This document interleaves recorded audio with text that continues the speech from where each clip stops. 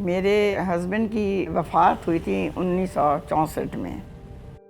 उस वक़्त मेरे 3 बच्चे थे। मेरे शौहर आर्मी में एक ऑफ़िसर थे। मेरी दुनिया में वाहिद अगर समझे तो मेरी एक मलकियत वो ही थी। तो मुझे तो समझ में ये नहीं आया कि अब मेरा होगा क्या। मेरे दिल में ये तकलीफ़ थी कि हम कहाँ जाएंगे, कहाँ रहेंगे, कैसे पैसे आएंगे, कैसे पढ़ेंगे। मेरे हस्बैंड की प्रॉपर्टी है जॉइंट। मैंने उसके लिए मांगा, मुझे नहीं दिया गया, मगर शुक्र अल्हम्दुलिल्लाह मेरे माँ बाप जिंदा थे, मैं उनके पास थी। तो ये मुकदमे का एक रास्ता नज़र आया। मेरे वालिद ने जब शुरू किया मैं उसके पीछे लग गई, और ईमानदारी का रास्ता था, सच्चाई का रास्ता था। मुझे नहीं पता था कि मुझे कितने जुल्म से गुजरना पड़ेगा। 1970 में मैंने अपने मरहूम शौहर की विरासत का मैंने मुकदमा लाहौर के सिविल कोर्ट्स में दायर कर दिया। मेरे ओपोनेंट्स जो हैं, जो कि मेरे देवर जेठ थे, उनकी बहुत बड़ी ह्यूज प्रॉपर्टी है जो इस वक्त walled city of Lahore Taksali gate कहलाती है, जिसका एरिया 14 कनाल 10 मरले है। ये एक पीस में जिसमें एक हवेली हमीद मंजिल के नाम से है, जिसमें हम सब की रिहाइश थी। अदालतों में शायद ही कभी कोई औरत देखी हो। सिविल कोर्ट के तो शुरू में कई साल मैंने बहुत चक्कर लगाए। उम्र के साथ साथ घुटने भी जवाब दे जाते हैं।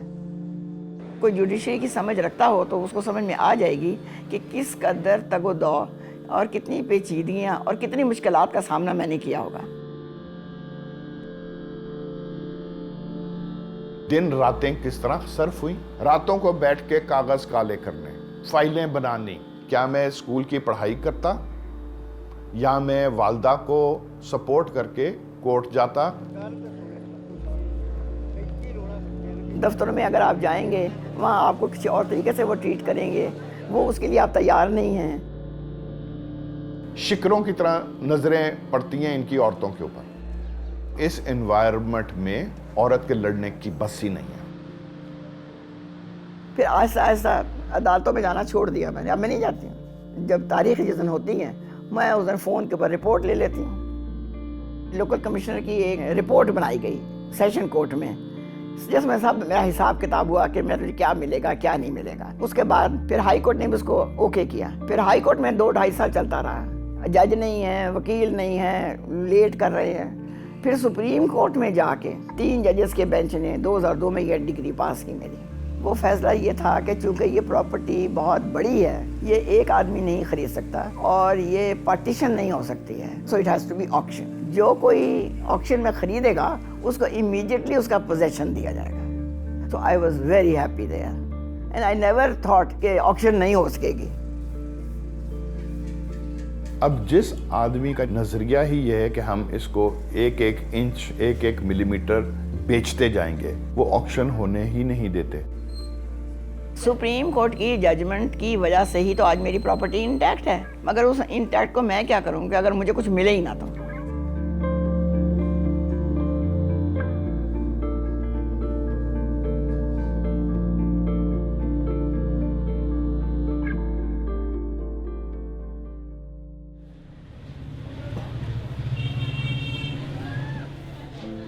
तुमने बंद किया ये? अंदर इजाजत नहीं है। मुझे पहले बताओ तुम्हारा नाम क्या है? नाम सही बताना मुझे, अपना गलत ना बताना, क्योंकि मैं मालिक हूँ। ये डॉक्टर साहब की भाई की बीवी है, लेकिन ये तो उसके साथ केस चल रहा है।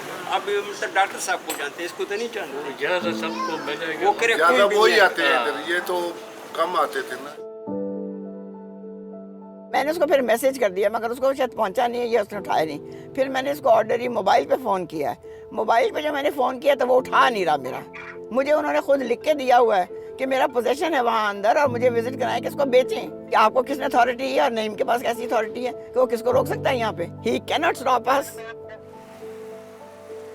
Institutions they are not working. Laws में कोई कमी नहीं है, वो पूरी गुंजाइश देते हैं दोनों पार्टीज को कि आप अपना मौक़िफ़ बयान करें, मगर मौक़िफ़ बयान करते करते अगर इंस्टीट्यूशंस अगर वो कोलैप्स हो गए हैं तो फिर यही नतीजा होगा जो मेरा हो रहा है।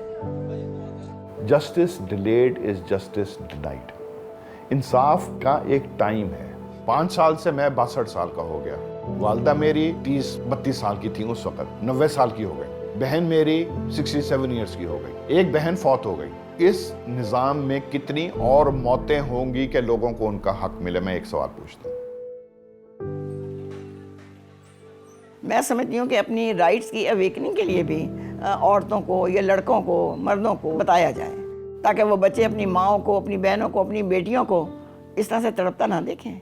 और कुछ औरतों में भी हिम्मत आए कि अगर मैं एक नमूना हूँ उनके लिए, तो मुझे ही दे के कम से कम कुछ हिम्मत करें।